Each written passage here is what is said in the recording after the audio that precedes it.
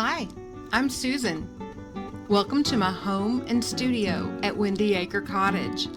It's a 100-year-old craftsman cottage where I love to paint and garden and entertain and care for all my wonderful fur babies, both those that are adopted and all the little fosters.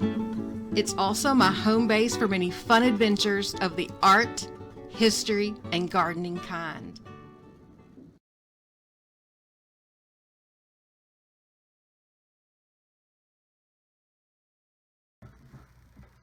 This morning we're going to learn how to take a flat two-dimensional shape and turn it into a three-dimensional form by adding highlights and shadows. And I'm just taking the top to a candle to use as a guide to do a circle, and of course you could just freehand that if you want to. And it's awfully dark. I hate it when I do that. You know, when you're working with watercolor, you just want to use quick wispy strokes.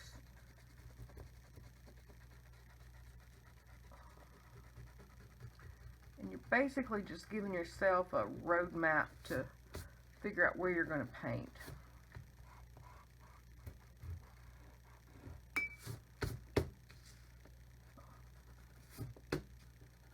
Okay, so now we've just basically got a circle. And I'm going to pick out, well, I just accidentally put some water in this color, so we'll use this color right here. It's kind of a magenta. And I'm going to paint in the whole circle with magenta.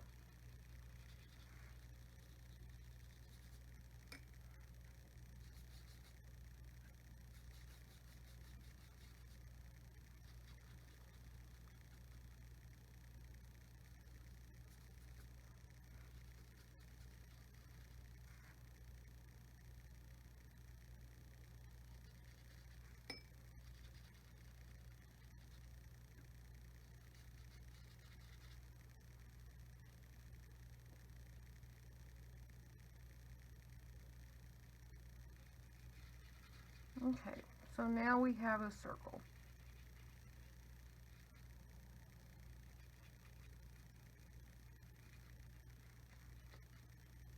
Try to move that color around so it's a little more even. Okay, now in order to give this the illusion that it's three-dimensional in a sphere, we're going to use highlights and shadows.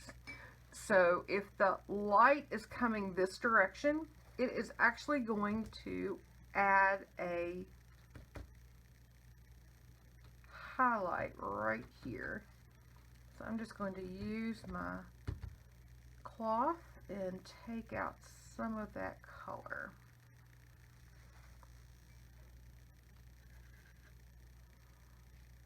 And then I'll darken the color around it.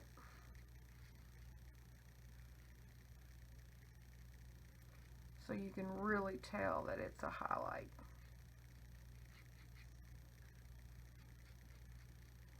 If I wanted to, I could possibly even add a little yellow to that, because usually if it's a warm light, it's going to warm up that color.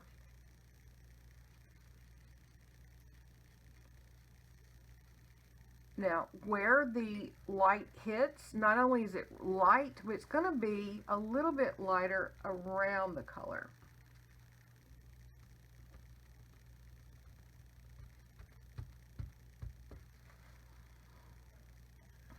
Only when you get closer to where it goes into shadow, you're going to have your most chromatic color.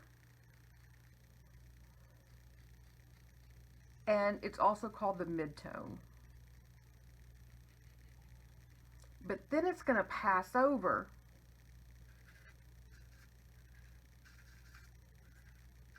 into the shadow side. It's a little too dark. Of that sphere. So I just added a little purple, but you could add blue if you wanted to.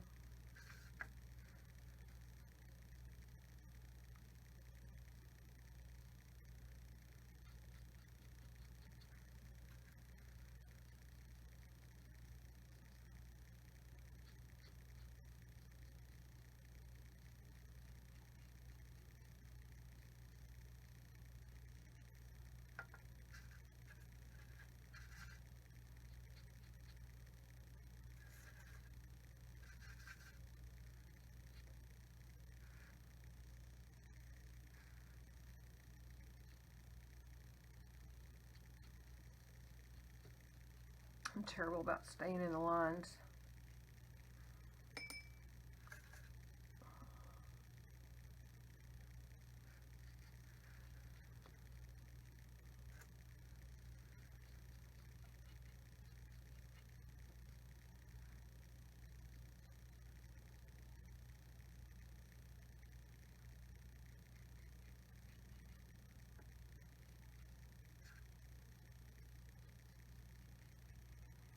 Okay.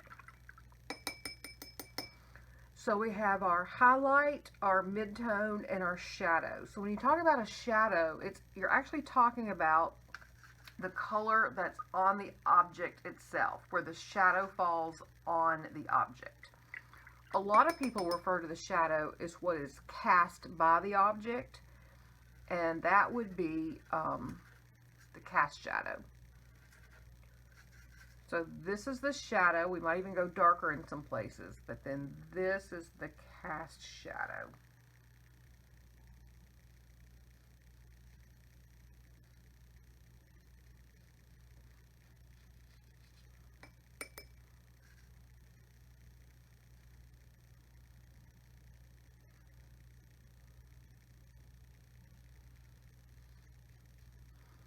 And then the shadow has a little ring around it that's kind of like a little half shadow.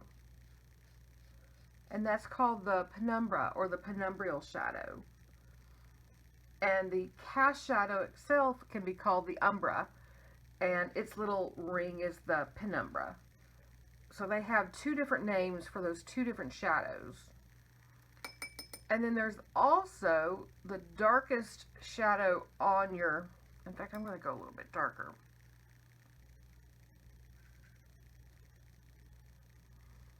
Your darkest shadow is going to be where your object actually hits the surface that it's touching. And that's referred to as the occlusion shadow. There's also going to be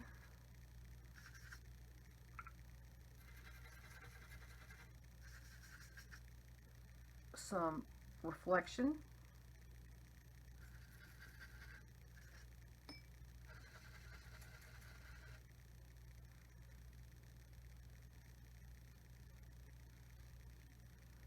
In fact, I want to see if I can pull some of that out.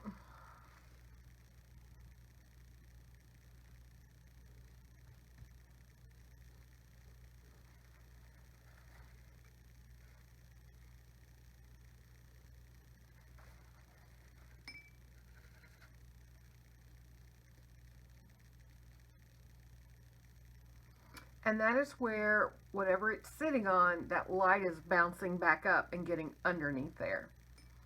So I feel like I need to go a little bit darker.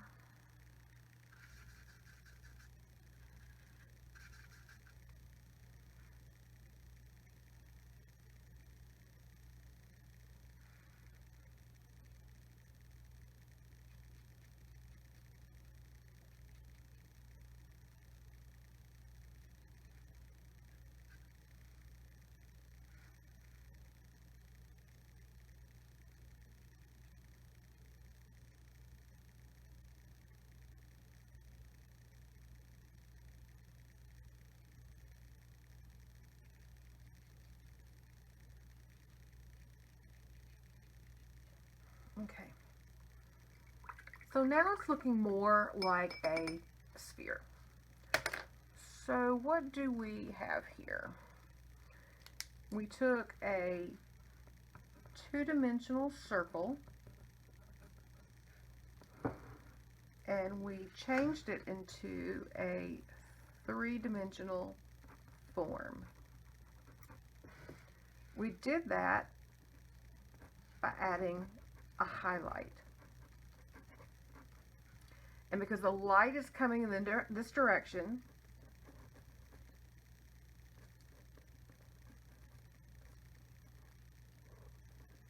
it means the cast shadow goes this way. So here we have the cast shadow, also known as the umbra. And then around it we have the penumbra. or the penumbral shadow. Where the object hits the table or whatever surface it's sitting on is going to be your darkest dark, and that's the occlusion shadow. Right before your light goes into darkness in this area right here, you're going to have your most chromatic color, also called the midtone. So we go from light to midtone to dark. The actual dark on the object is just called the shadow. And then the reflection is the light bouncing up underneath that circle. So we go from a circle to a sphere. Now, whenever you're painting this, it'll come in handy, especially if you're painting a sphere, fruit, Christmas ornament, beach ball, whatever is spherical.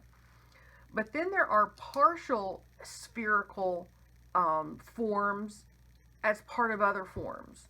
The first thing that comes to mind is painting the blue jay or painting a cardinal.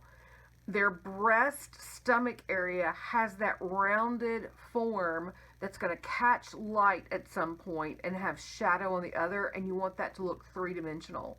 So this will come in handy when you're painting anything that works a spherical form into the overall shape of the object that you're painting. So I will get this worked up in the video, get the video edited, and hopefully up today or tomorrow, and I'll include a picture.